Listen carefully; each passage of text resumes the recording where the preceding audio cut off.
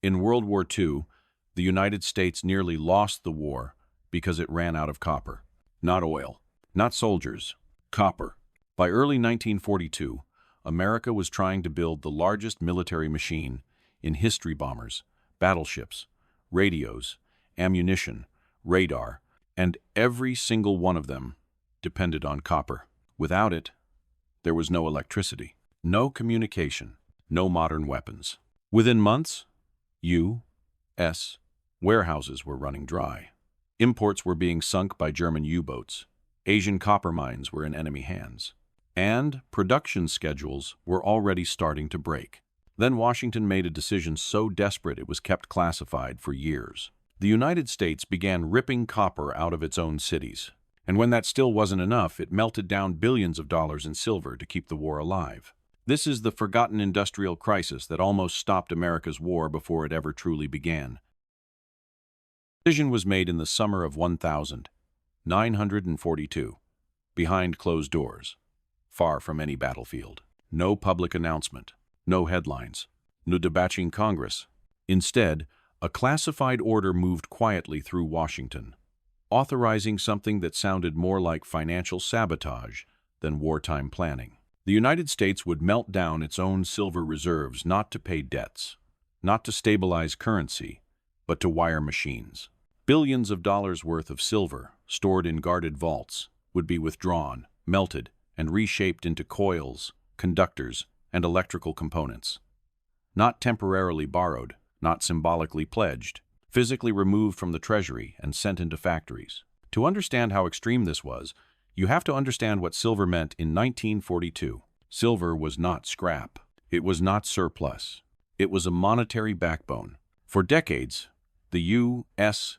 government had accumulated massive silver reserves as part of its financial system. These bars represented stability, credibility, and confidence, a tangible guarantee behind the dollar itself. Melting them down wasn't just expensive, it was unthinkable. And yet, Washington approved it anyway. Not because silver was abundant, but because copper was gone. At the time this order was signed, the American war economy was already straining. Factories were running day and night.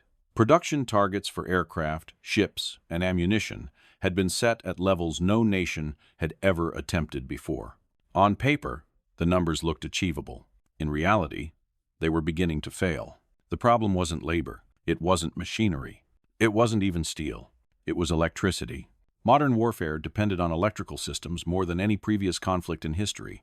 Radios, coordinated units, radar-guided interceptors, fire control systems aimed at naval guns.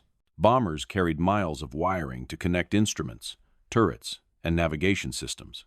And every one of those systems relied on copper. By early 1942, American planners were staring at production charts that didn't make sense. Assembly lines slowed not because factories lacked blueprints, but because they lacked wire. Ammunition plants reported delays not from explosives, but from casings. Shipyards found themselves waiting on components that should have been trivial. The bottleneck wasn't dramatic, it was invisible. Warehouses still looked full. Machines still hummed. But the flow of copper, the quiet artery feeding the war economy, was thinning. At first, officials assumed it was temporary. Then the reports kept coming. Imports from South America were being lost at sea faster than replacements could arrive.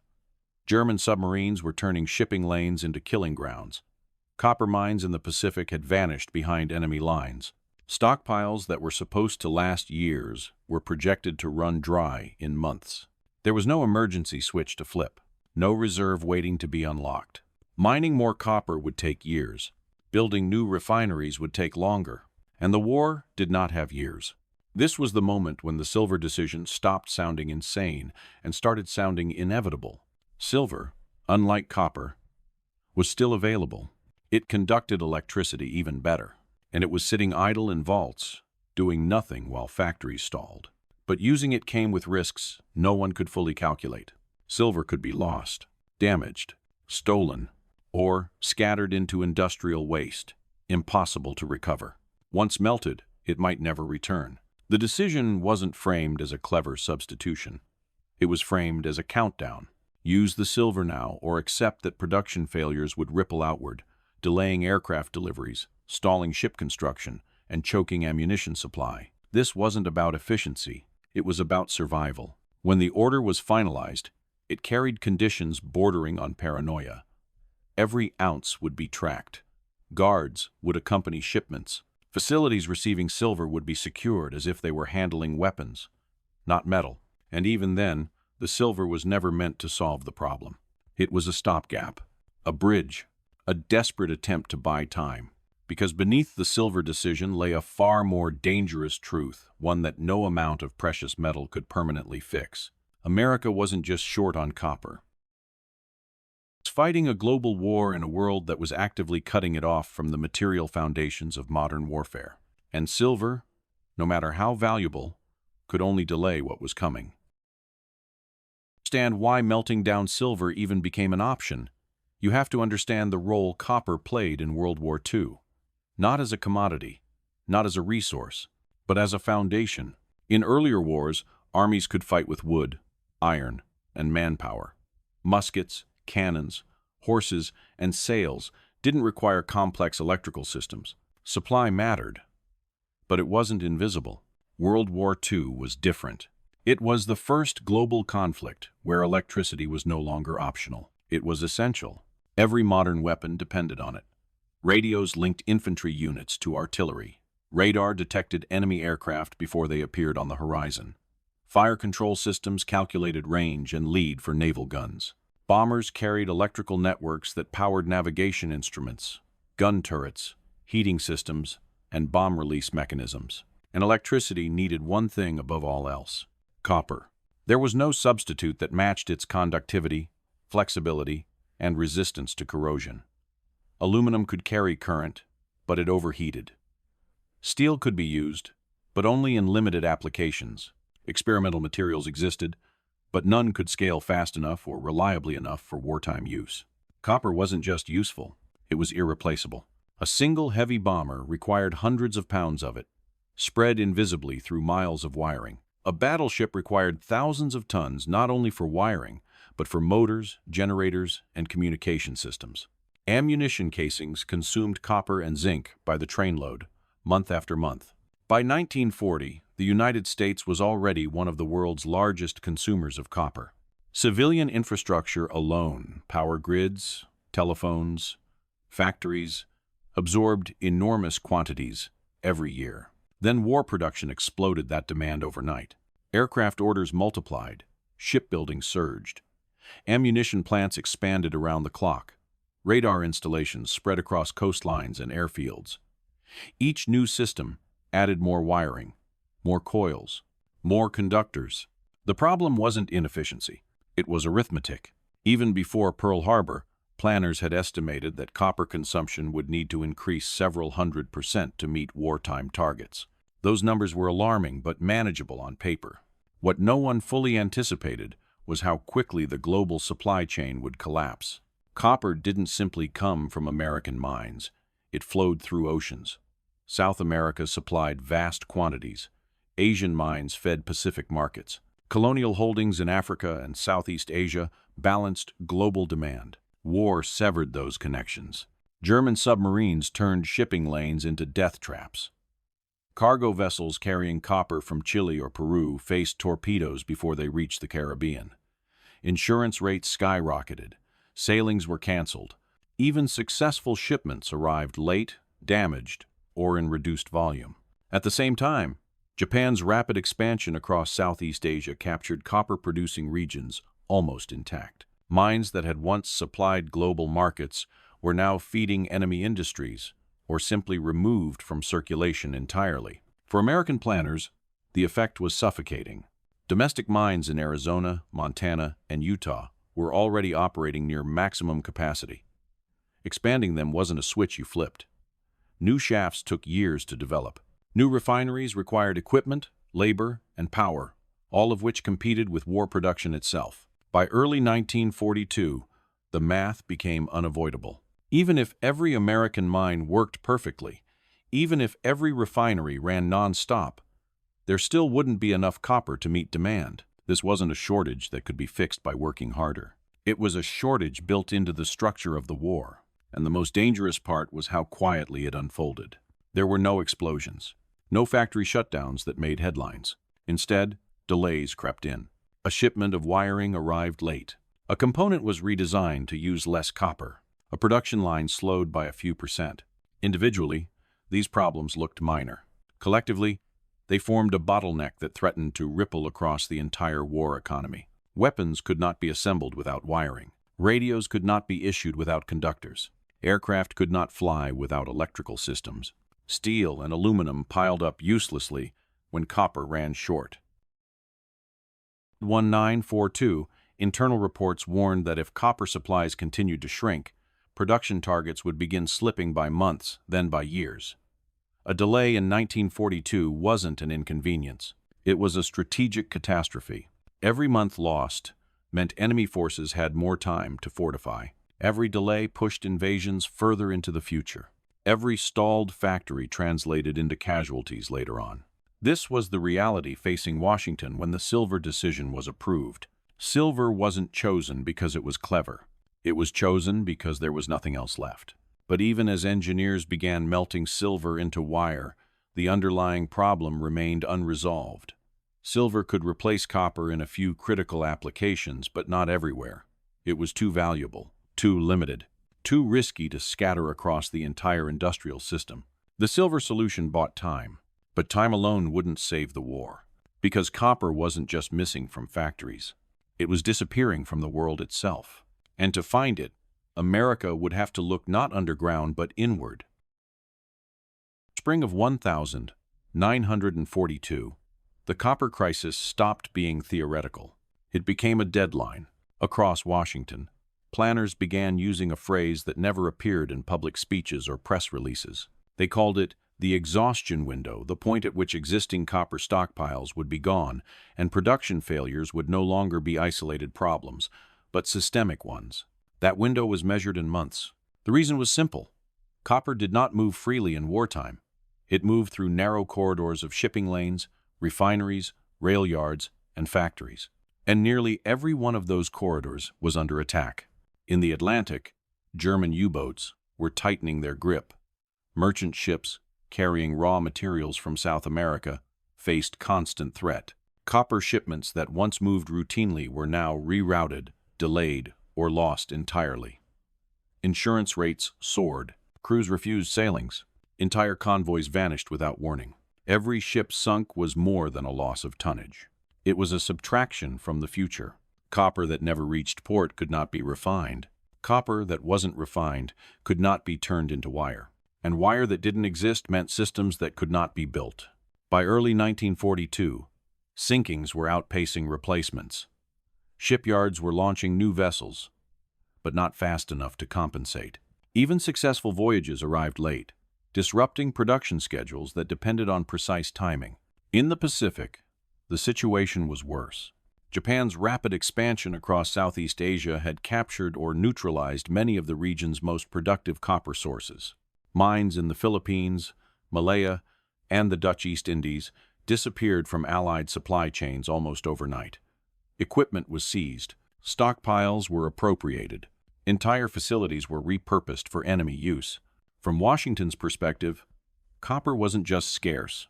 It was actively being denied. What made the crisis especially dangerous was its timing. America was not yet fully mobilized. Training camps were expanding. Factories were still converting from civilian to military production. New weapons programs were ramping up simultaneously, competing for the same limited resources. This was the worst possible moment for a supply chain failure. If copper shortages had emerged later, after production lines stabilized, there might have been flexibility. But in early 1942, everything was still fragile. Designs were still being finalized. Factories were still learning how to build at scale. Any disruption multiplied. Internal projections painted a bleak picture.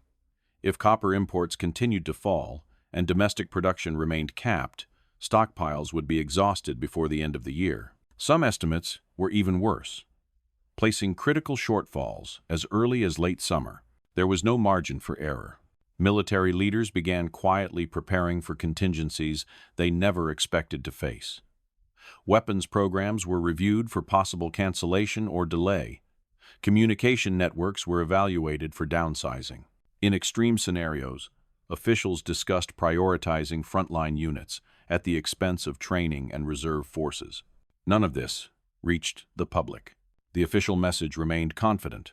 Production targets were reaffirmed. Speeches emphasized industrial strength and national unity. Behind the scenes, the math told a different story. Copper demand wasn't slowing, it was accelerating. As American forces deployed overseas, their logistical footprint expanded. Every new base required power.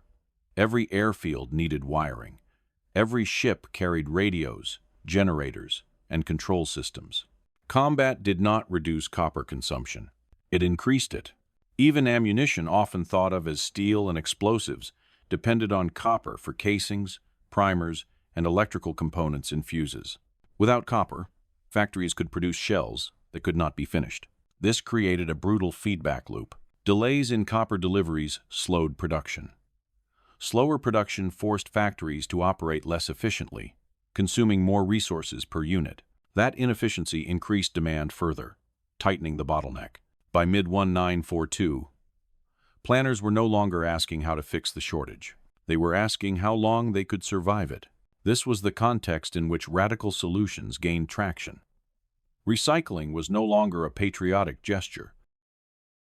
It was a strategic necessity. Scrap metal drives weren't symbolic morale boosters. They were emergency measures designed to feed a starving system. The question wasn't whether Americans would be asked to sacrifice copper. The question was how much of the nation could be stripped before the system broke. Because copper wasn't hiding underground in untapped veins. It was already above ground, embedded in buildings, power lines, plumbing, and communication networks that had been built over decades. And if the war was to continue, those systems would have to be cannibalized. Not selectively, not politely, aggressively. The world had run out of copper, and America was about to turn inward, not to mine, but to dismantle. The decision to reclaim copper was not announced as a sacrifice. It was enforced as a priority.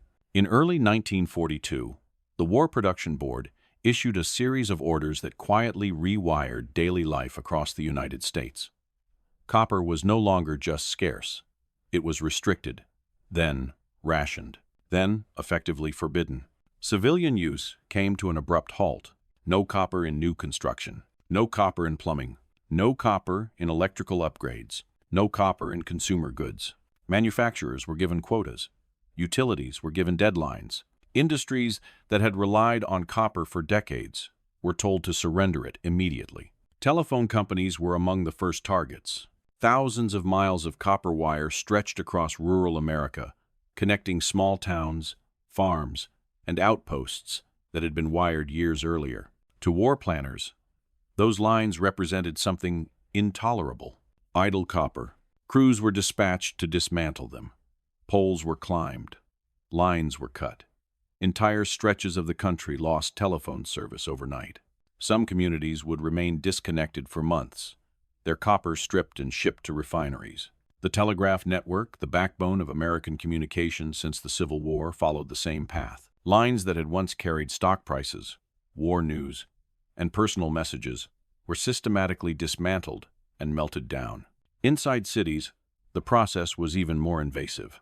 Abandoned factories, closed hotels, and condemned apartment buildings were identified as targets. Municipal governments received authorization to enter and strip them completely. Wiring was pulled from walls. Plumbing was ripped from floors, gutters, roofing, and fixtures disappeared piece by piece. Buildings were hollowed out like carcasses. To the public, these operations were framed as patriotic necessity. Posters urged citizens to donate scrap metal. Radio announcements praised communities that exceeded collection targets. Children were encouraged to bring copper items to school drives. But beneath the messaging was coercion. Contractors were required to surrender stockpiles. Scrap dealers were compelled to sell at government-set prices. Industries that resisted found themselves deprioritized for other materials. Copper was no longer owned. It was assigned. The impact on civilian life was immediate. Construction projects stalled. Repairs went unfinished. Homeowners were unable to replace broken pipes or damaged wiring. Electricians found themselves improvising with inferior materials, knowing the results would be temporary at best. Breweries and distilleries were ordered to dismantle copper fermentation tanks that had been in service for generations. Industrial laundries gave up copper boilers. Even musical instrument manufacturers were forced to shut down production. Anything that wasn't essential to the war effort was expendable. As the months passed, the collection drives intensified. What had begun as voluntary became mandatory. Municipal crews expanded their reach, moving from abandoned buildings to underutilized ones. Infrastructure, once considered permanent, was suddenly negotiable. In internal discussions, officials debated how far the stripping could go. They examined monuments, public buildings, symbols. At one point, planners seriously considered removing copper sheeting from the Statue of Liberty. The statue was covered in more than 80 tons of copper, a quantity that could have supplied thousands of miles of wiring or countless munitions components. Engineers produced estimates. Logisticians calculated recovery timelines. The idea was eventually abandoned, not because it was impractical, but because the symbolic cost was too high. The fact that it was even discussed revealed the depth of the crisis. By mid-1943, the American landscape had changed in subtle but unmistakable ways. Rural communication networks were thinner. Urban infrastructure showed signs of improvisation. Temporary fixes became permanent solutions. Copper that had once been taken for granted had become a controlled substance. Yet, even as the nation was stripped, the results were uneven. Scrap collection surged, but not fast enough to fully offset losses from imports and enemy capture. Refineries worked overtime, processing copper of wildly varying quality. Wire, contaminated with decades of corrosion, had to be purified and recast. The system absorbed what it could, but the margins remained thin. To compensate, engineers pushed boundaries. Aluminum wiring was tested in applications where resistance could be tolerated. Steel conductors were used where weight didn't matter. Experimental composites were tried, often failing quietly. None of these substitutes could replace copper at scale. The scavenging operation had bought time, but it had also exposed a hard truth. America was winning the race to reclaim copper from its own past, but it was still losing the race to secure copper for its future. This was the moment when silver stopped being an emergency measure and became a strategic weapon, not as currency, not as wealth, but as a substitute powerful enough to keep the most critical systems alive while the nation cannibalized itself to survive. And nowhere would that substitution be more extreme or more secret than at a place that officially did not exist. Actually, the place did not exist. There were no signs pointing to it on maps, no announcements explaining its purpose. No clear answers for why thousands of workers were being moved to a remote stretch of Tennessee almost overnight. Oak Ridge was described as a construction project, a research facility, a temporary wartime installation. None of those descriptions explained why the United States began shipping trainloads of silver into its gates under armed guard. Not coins, not jewelry, solid silver bars. Each bar weighed 1,000 troy ounces.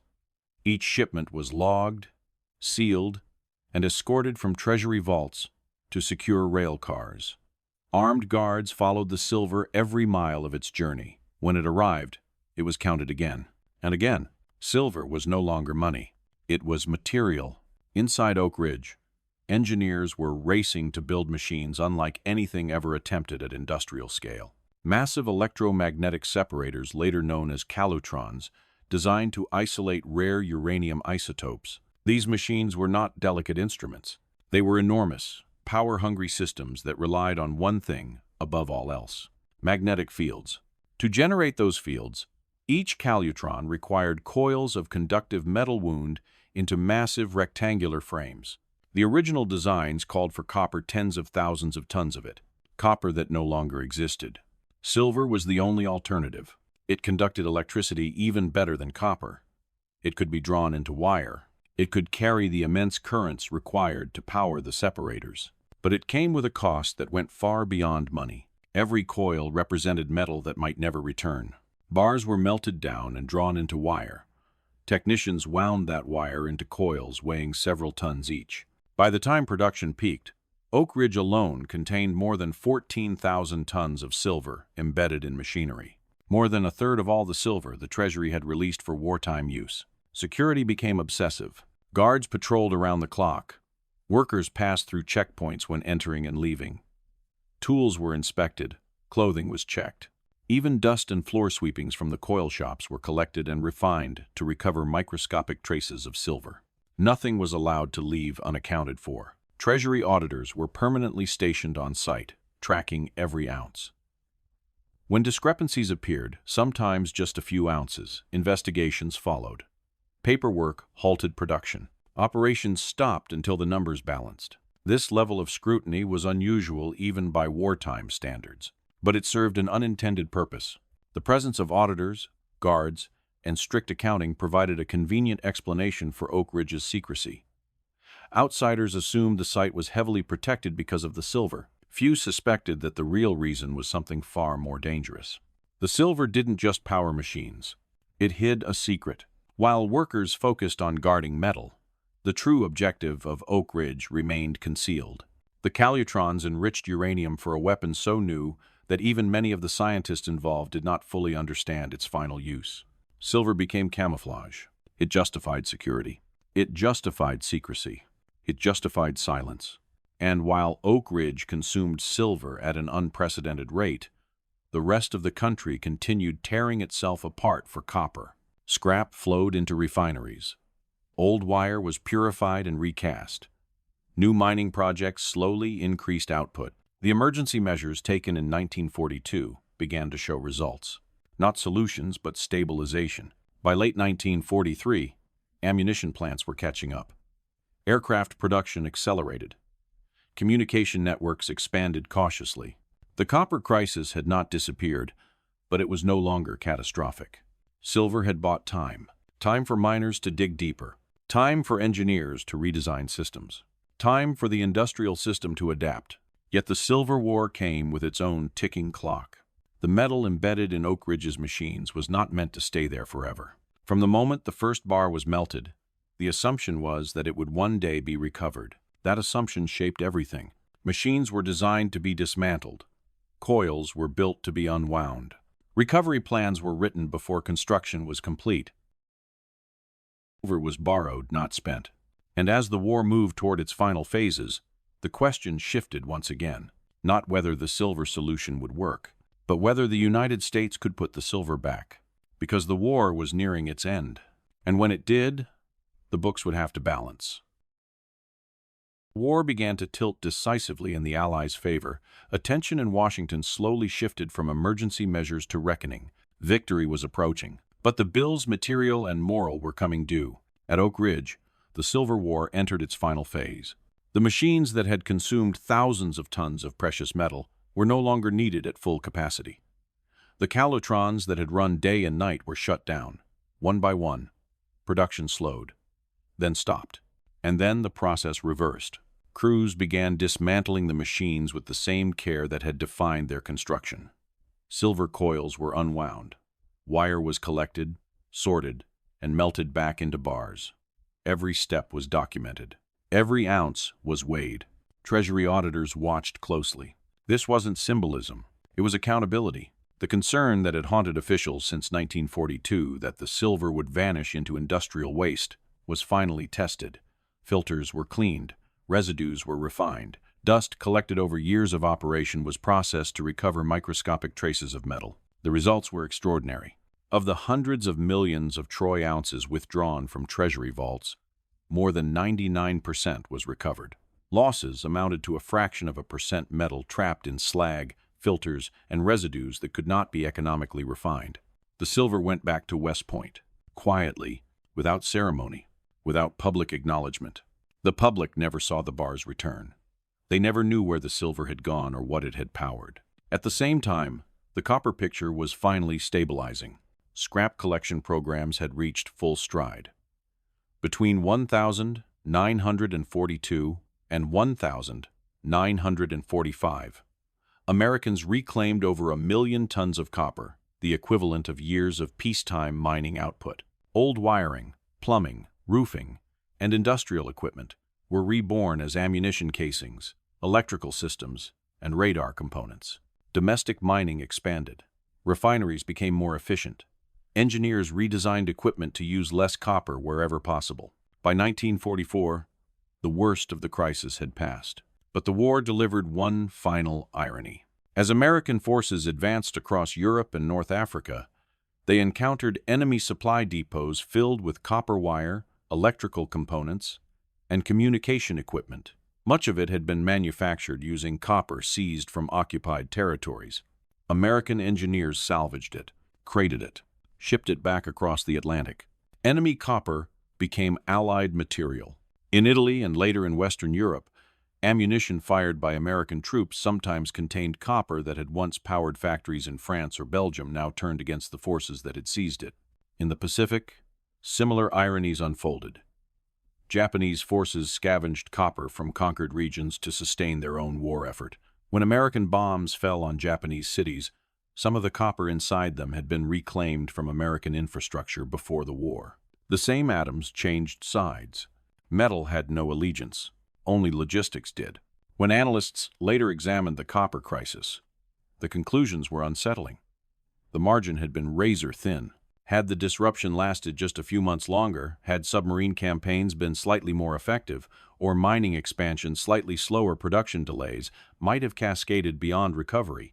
A single year, lost in 1942, could have altered the entire war. No invasion in 1944. No atomic bomb by 1945. A longer conflict measured in hundreds of thousands of additional casualties. The crisis remained largely classified after the war. There were no medals for scrap drives, no monuments to dismantled telephone lines. The silver coils of Oak Ridge were quietly erased from public memory. What remained was a lesson learned in private. Victory in modern war did not depend solely on bravery or brilliance. It depended on materials, on the ability to find substitutes, reclaim waste, and adapt faster than the enemy. The war behind the war had been fought in vaults, scrapyards, refineries, and accounting offices, and it had been won. World War II ended. The factories fell silent. Production lines that had once run without pause slowed, then stopped. Emergency orders expired. Restrictions were lifted. Copper returned to civilian markets. Telephone lines were reconnected. Buildings were repaired. To most Americans, the war had been won by armies and generals, by battles fought overseas and victories announced on the radio. Few ever realized how close the war had come to stalling before it truly began. The copper crisis faded quietly into archives and classified reports. There were no parades for reclaimed wiring, no headlines celebrating scrap drives. The silver coils of Oak Ridge were dismantled, melted down, and erased from public memory. The nation moved on. But planners did not forget. In the years after the war, analysts inside the government revisited the copper shortage with a new perspective. Freed from wartime urgency, they asked uncomfortable questions. How close had the system come to failure? What assumptions had proven dangerously fragile? And what would happen next time? The answers reshaped American strategy. In 1946, the United States established a national defense stockpile, a deliberate effort to prevent critical materials from ever again reaching crisis levels. Copper, tin, zinc, tungsten, and other strategic metals were quietly warehoused, monitored, and protected. Supply chains were mapped. Vulnerabilities were identified. Dependence on single regions or shipping routes was flagged as a strategic risk. Material science became a priority. Research funding poured into finding substitutes for scarce metals. Engineers were encouraged to redesign systems that relied too heavily on copper. The goal was no longer efficiency alone, it was resilience. Out of that effort came transformations that extended far beyond the military. Electronics became smaller, lighter, and more efficient. Transistors replaced vacuum tubes. Integrated circuits reduced wiring requirements. Fiber optic cables eventually carried information without copper at all. Modern technology, with all its complexity, uses far less copper per unit of capability than the machines of the 1940 seconds.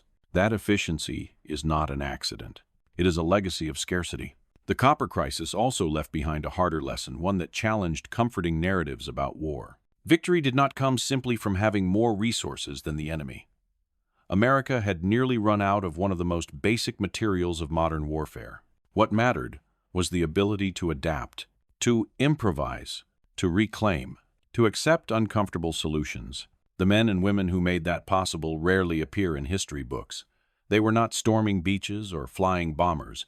They were miners working longer shifts, engineers redesigning systems under impossible deadlines, factory workers unwinding wire from old buildings, accountants tracking ounces of silver with obsessive precision. Their battlefield was invisible. Yet without them, none of the visible victories would have been possible.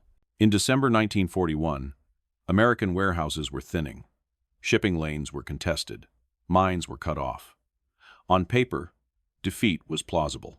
By 1945, scrap metal and borrowed silver had been transformed into the infrastructure of victory. The war had been won not just by creating new resources, but by refusing to accept waste. In a final irony, much of the copper salvaged during the war has long since been recycled again and again, melted, reshaped, repurposed. The same atoms that once powered radar systems or ammunition factories now sit inside modern electronics, appliances, and power grids. Their wartime service is untraceable, but their lesson remains. Modern wars are not won only on beaches or in skies. They are won in supply chains, in materials science, in the ability to adapt faster than disruption spreads. In World War II, America did not win because it had everything it needed. It won because, when it ran out, it refused to stop. And sometimes, the greatest victories come not from abundance B,